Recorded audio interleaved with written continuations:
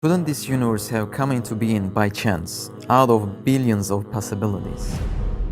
If God created everything, how did God come into existence? Doesn't he need a creator too?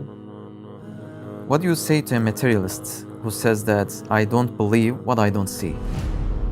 If the science and Quran contradict each other, which one you choose? Sabur Ahmed, welcome to our cross-examination concept. We're going to be asking you questions regarding atheism. You have 60 seconds for every question. Shall we begin? Yeah. What do you say to an atheist who says, I don't need a creator? I would simply say it doesn't matter whether you think you need a creator or not. The question is there a creator? And if there is a creator, then there's going to be benefits in believing in the creator and there's going to be consequences for not believing in the creator. So the real question is not whether you think you want to believe in a creator or you think you need God or you don't. The real question is there a God? And for that, the answer is absolutely. Then how would you prove God to an atheist? We have many different ways of showing that it's rational to believe in God. My personal favorite is the biological argument. Take something as simple as the human brain. The human brain is vastly more complex than anything a human being has ever made. The human brain has certain components that work together in synergy. And when a part of the brain is damaged, the other parts take up the job. And the processing that the human brain does is unmatched. Have you ever looked around using your mobile phone, you're recording something? After some time, your mobile will say, memory full. Has that ever happened to you as a human being though? Have you ever seen different things? You look at the sunset, you go home, you look at your children. Do you ever get a flashing sign saying memory full? We cannot record anymore.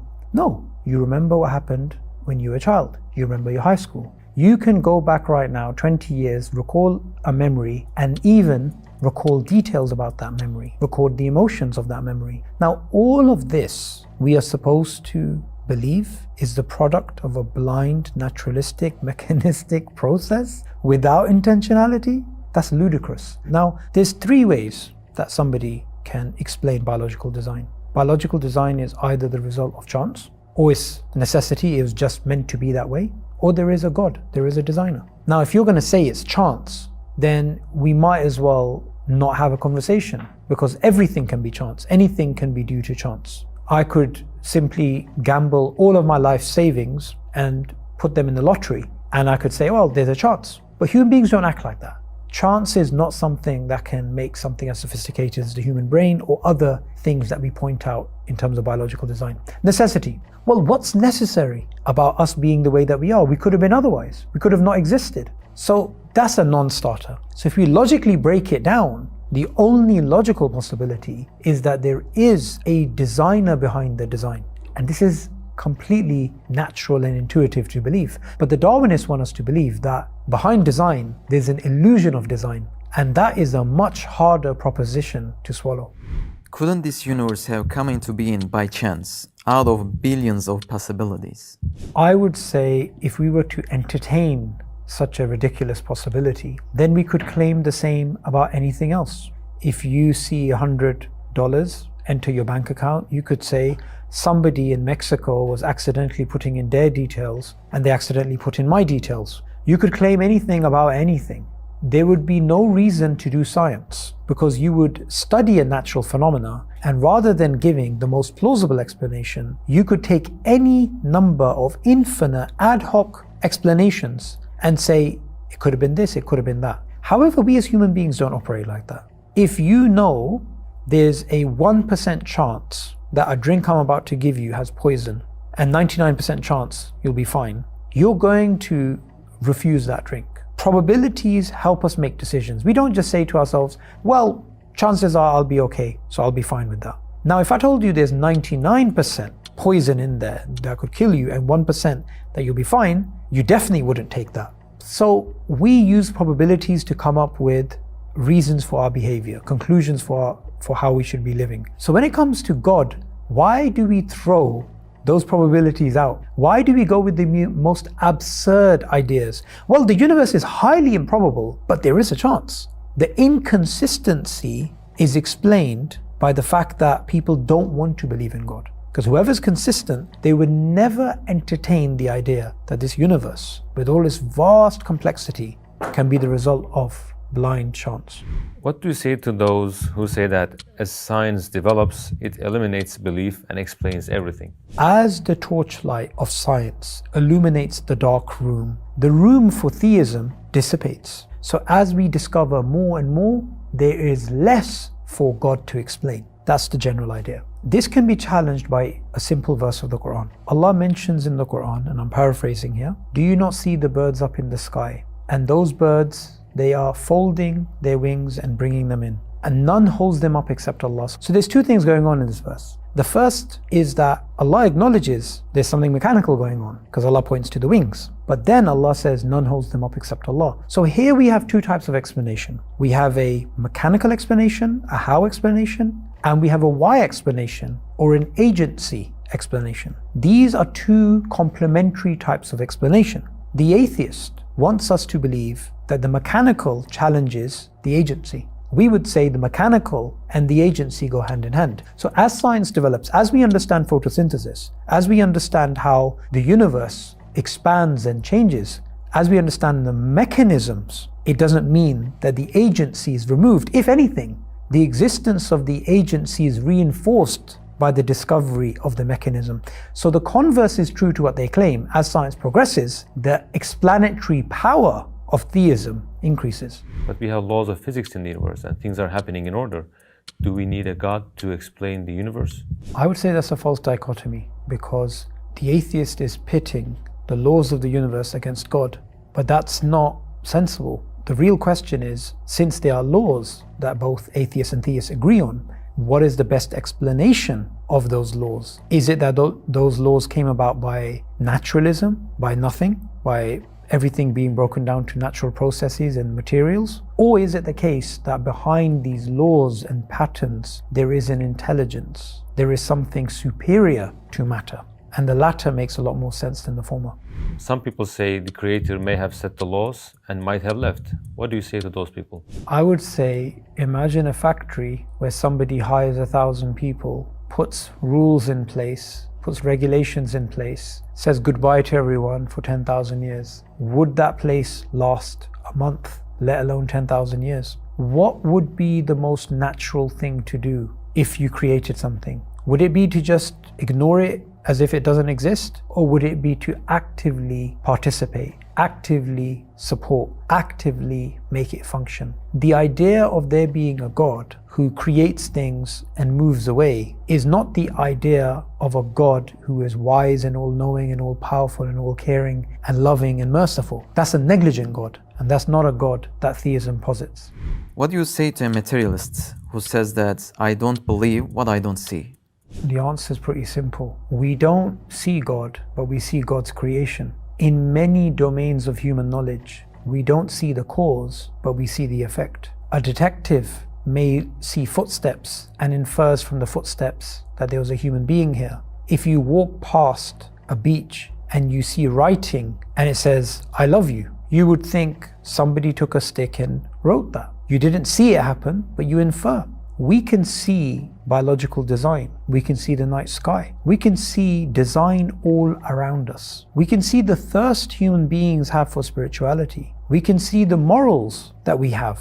All of these things together are best explained by a creator. And us as human beings, if we were to, within our lifetimes, apply the rule that whatever you see, you believe, and whatever you don't see, you don't believe, we wouldn't believe in historical events because we haven't seen them. Those are testimonial. We wouldn't believe in morals because we can't see them. We wouldn't believe in love and hope and fear because we can't see those things. So whichever way you look at it, it doesn't make sense to claim that what you can't see, you can't believe in. As long as we can see the effect, we should believe in the cause. What do you say to those who accept multiverse? I would say accepting multiverse would not undermine the existence of God. The way that some people use multiverse is as if they could use it as a substitute for God. So we have this universe which is designed, which has clear order, And the way that this universe is explained by some is that there are billions and billions of universes, and we just happen to be in the universe that's designed, and all the other universes are not designed. That contention, even if we're to take it seriously, it wouldn't undermine God's existence, because all of those universes, which are finite, which are dependent, would still need to be explained by one who is not dependent and who is not limited. Some say we have evolution, so we don't need God. What do you say to those people? I would say Darwin himself would be quite surprised if he heard someone say that, because he didn't think that there was a incoherency in believing in theism and believing in his theory. In fact, he was somebody who believed in God at the time that he published his theory. There is ample evidence that naturalism is insufficient to explain what we see in the world. Now, atheists may claim that we have a biological mechanism in the form of natural selection, and that renders the God hypothesis, according to them, useless, when the converse is true. Not only is it that this naturalistic mechanism is insufficient to explain the scientific evidence, but even if it was not insufficient, there would still be an agency required to best explain biological design. So God, as a logical conclusion, is inescapable. If God created everything, how did God come into existence? Doesn't he need a creator too?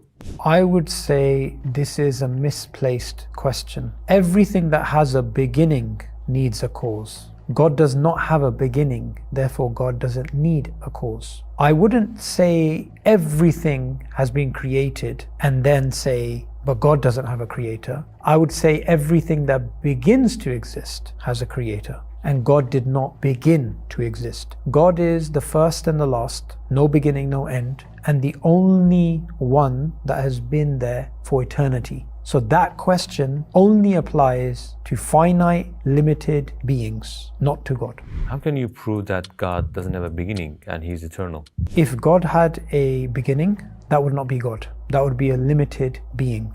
If everything around us had a beginning, then that beginning has to be explained by something else. And if that thing had a beginning, it has to be explained by something else. And then we would be facing an infinite regress of things depending on other things which are dependent. So if all the things around us are dependent, and they are dependent on other things which are dependent, and those are dependent on other things which are independent, you have an infinite regress, and nothing would ever be created. But we exist. We're here. So that means this chain must logically stop. And it stops at one independent creator. And that independent creator does not depend on anything else. Because if that creator had a beginning, or it depended on something else, the infinite regress would start again and we would never exist. So the buck has to stop somewhere logically. So God is the first cause, the ultimate cause, and the explanation of all of the effects.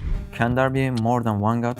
Can you prove oneness of God? If we assume, for the sake of argument, that there are two gods or three gods, the first obvious problem is that none of those gods can be all-powerful. Because if one says, make it rain, the other one says, I don't want to make it rain. Third one says, I want to make it snow. They limit each other. And if they limit each other, none of them can be God. Now, Imam Tahawi in his book also goes over a similar sort of example. He mentions you cannot have a case of two wills which are all powerful contradicting each other. So for us to exist, for the universe to exist, we know that there has to be a creator. But if we posit two creators, none of them is God. None of them is all powerful. None of them has absolute will. So the only logical conclusion is there is one absolute God, one absolute will, one absolute creator.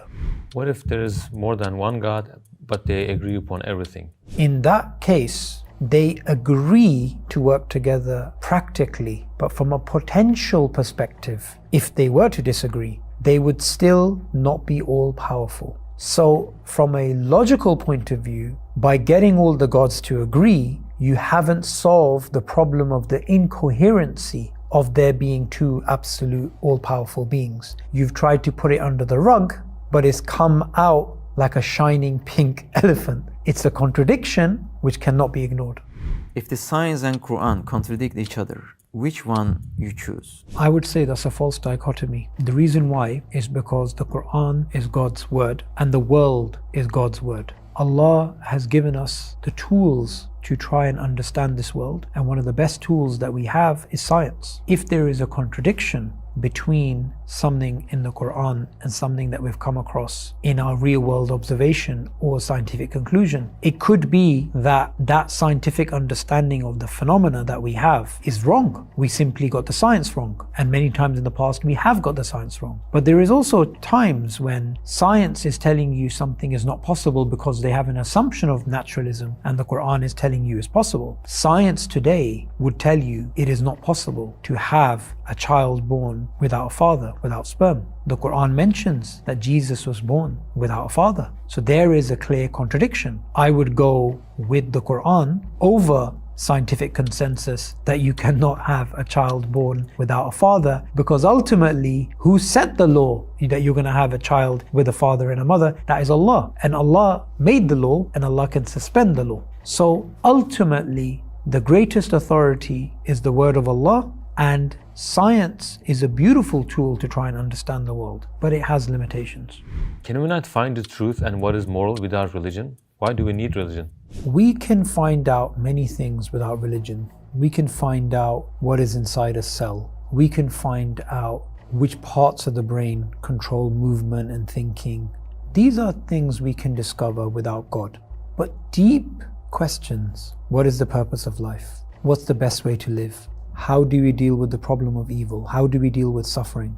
Human beings have tried to find the answers in each other by having discussions. We've never really come up to anything meaningful. And these deep, profound questions can only be answered by the one who created us. Just like a manufacturer is the best person to tell you how to run a product, the best one to explain the purpose of life and the happiest way to live is the one who created us. So it sounds cool to say we don't need religion, we can work things out. But history tells us the opposite. History tells us when human beings have tried to come up with their own philosophies, it's usually led to unmitigated disasters. So the fact is, we need God to answer those deep questions, and those questions cannot be answered by man.